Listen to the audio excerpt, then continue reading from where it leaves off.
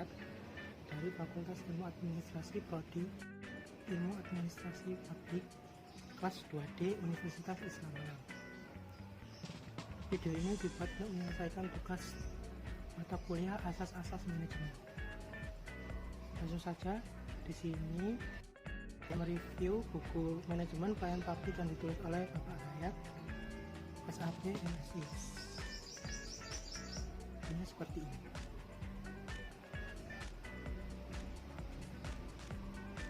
Di dalam pendahuluan buku ini, saya dapat mengerti apa itu manajemen dan manfaat manajemen dalam lingkungan pemerintah maupun masyarakat, karena masyarakat secara langsung menilai terhadap kinerja pelayanan yang diberikan.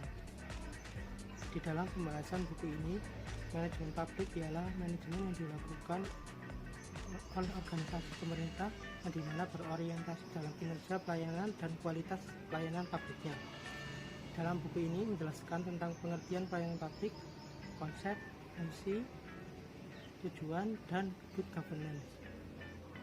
Menurut Lewis dan Gilman 2005 bahwa pelayanan publik adalah kepercayaan publik. Pelayanan publik dilaksanakan secara bertanggung jawab dan sesuai dengan ketentuan dan peraturan yang ada. Di samping itu, konsep dari pelayanan publik terdiri dari 3 konsep. Konsep pertama, pelayanan barang publik seperti yang tercantum dalam pasal 5 ayat, meliputi 1. Pengadaan dan penyaluran barang publik dilakukan oleh instansi pemerintah. 2. Pengadaan dan penyaluran barang milik publik dilakukan oleh suatu badan usaha. Konsep kedua, aspek jasa pelayanan publik yaitu dalam ayat 4. Yang pertama, penyediaan jasa publik oleh instansi pemerintah. Yang kedua, penyediaan jasa publik oleh instansi badan usaha. Aspek ketiga, pelayanan publik dalam aspek administratifnya dalam ayat 7, yaitu tindakan administratif pemerintah yang diwajibkan oleh negara dan diatur dalam perundang-undangan dalam rangka mewujudkan perlindungan pribadi, keluarga, kehormatan, martabat, dan harta benda warga negara.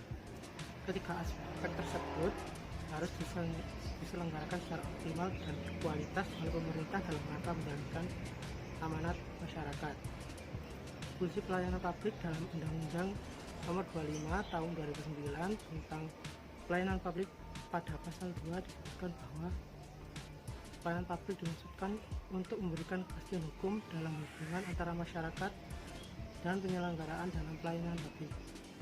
Tujuan pelayanan publik tercantum pada pasal 3 UU Nomor 25 Tahun 2009. Antara lain, terwujudnya batasan dan hubungan yang jelas tentang hak, tanggung jawab, kewajiban, dan kewenangan.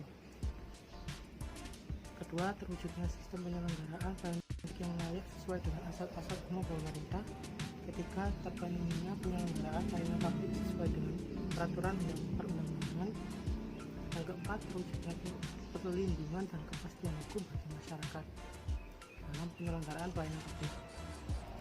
Kinerja pelayanan publik. Kinerja merupakan hasil kerja yang dapat dicapai oleh seseorang atau sekelompok orang dalam suatu organisasi sesuai dengan wewenang dan tugas yang melekat dalam diri masing-masing.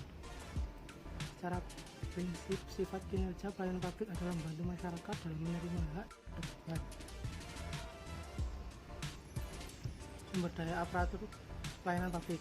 Sumber daya manusia atau sumber daya aparatur merupakan aspek utama dalam mencapai tujuan organisasi. Sebagai aspek utama yang mengatur dan menjalankan sistem atau manajemen dalam organisasi, menjadi tumpuan utama organisasi terhadap produktivitas atau output yang diharapkan bersama. Terakhir, good governance. Good governance adalah kaidah dasar yang menjadi tujuan utama dalam penyelenggaraan pemerintah. Buku ini bisa kalian dapatkan di bookstore Unisma.